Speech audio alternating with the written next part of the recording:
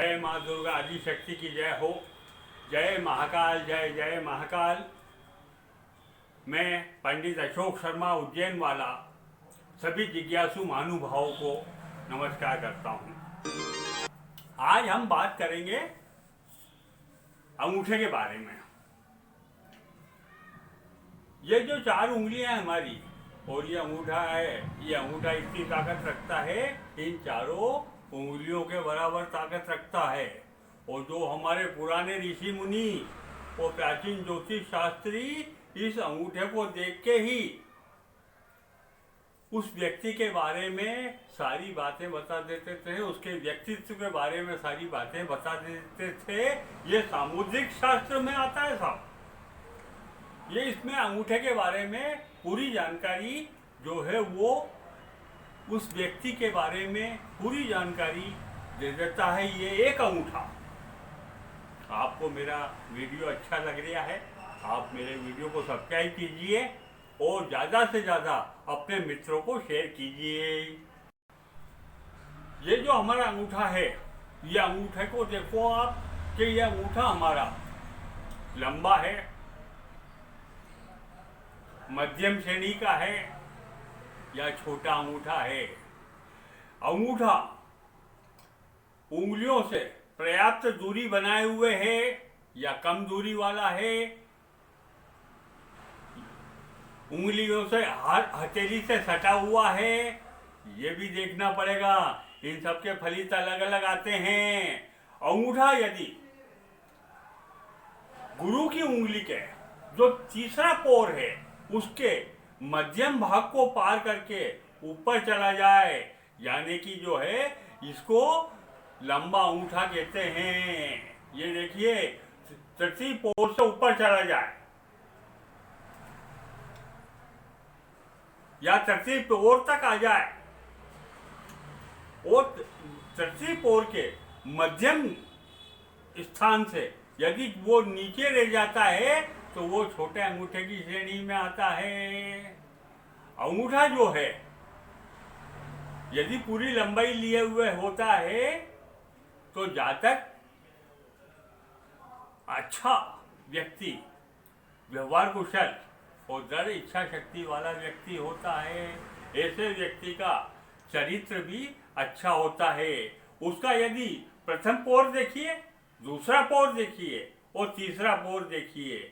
यदि प्रथम पोर बड़ा है यानी कि वो दृढ़ इच्छा शक्ति वाला व्यक्ति है और जो बात बोलता है वो उसको पूरा काम करने में भी विश्वास करता है। ऐसे व्यक्ति का चरित्र भी अच्छा होता है क्योंकि वो चरित्र पे विशेष ध्यान देते हैं।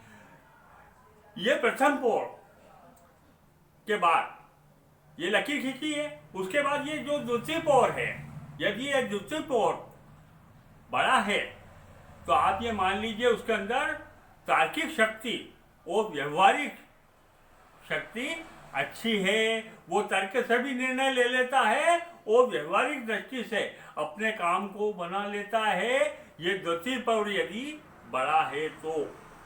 अब यदि प्रथम पोर बड़ा है और उसकी दृढ़ इच्छा शक्ति को बताता है किंतु द्वितीय पोर छोटा है तो क्या होगा कि वो जिद्दी हो जाएगा। दृढ़ चित्ता बड़ी होने के कारण जिद्दी हो जाएगा।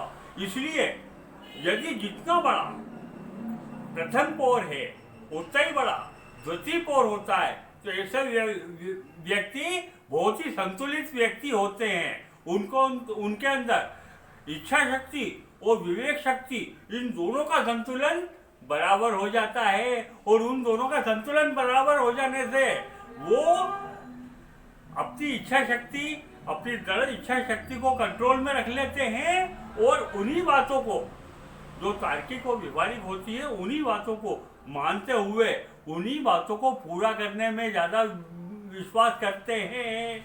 अब यदि तृतीय पोर जो शुक्र पर्वत से जुड़ा हुआ होता है, तो ये आपने देखा होगा तृतीय पोर शुक्र पर्वत से जुड़ा हुआ होता है, तो तृतीय पोर ये भौतिक जगत को बताता है। तो ये तृतीय पोर यदि इस पे शुक्र का प्रभाव होता है, यानी कि आदमी का तृतीय पोर यदि बड़ा हो तो वह व्यक्ति अपनी इच्छाएं, अपनी भावनाओं में ज्यादा विश्वास करता है, स्वार्थ पूरी बातों को पूरी करने में ही लगा रहता है। उसके अंदर ज्यादा जो प्रथम पोर बड़ा है और द्वितीय पोर बड़ा, इनके अंदर जो सफलता प्राप्त करने की जो महत्वाकांक्षा वाली पूर्ति करने की बातें होती है और ये सफलता को प्राप्त करते हैं, ऐसी इच्छा इसके अंदर नहीं होती। इसके अंदर ये इच्छा होती है कि जो इसकी इच्छा है, भौतिक इच्छा है, उनको पूरा करना।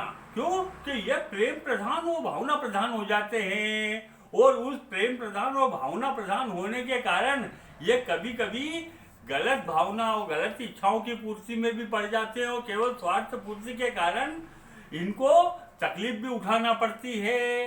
तो ये आपने तीनों पर्व जो है इसके अंगूठे के देखे।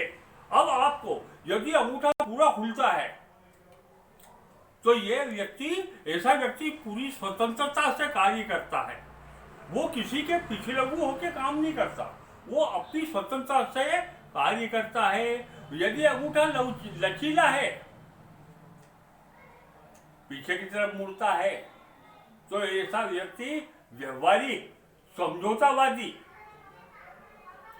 होता है और ज्यादातर विवादों को शांति से बैठ के ही निपटा देता है। और यदि अंगूठा सीधा है और यदि कठोर होता है तो ऐसा व्यक्ति थोड़ा जिद्दी, और जो उसके मन में बात बैठ गई है वो उसी को पूरी करने में लगा रहता है।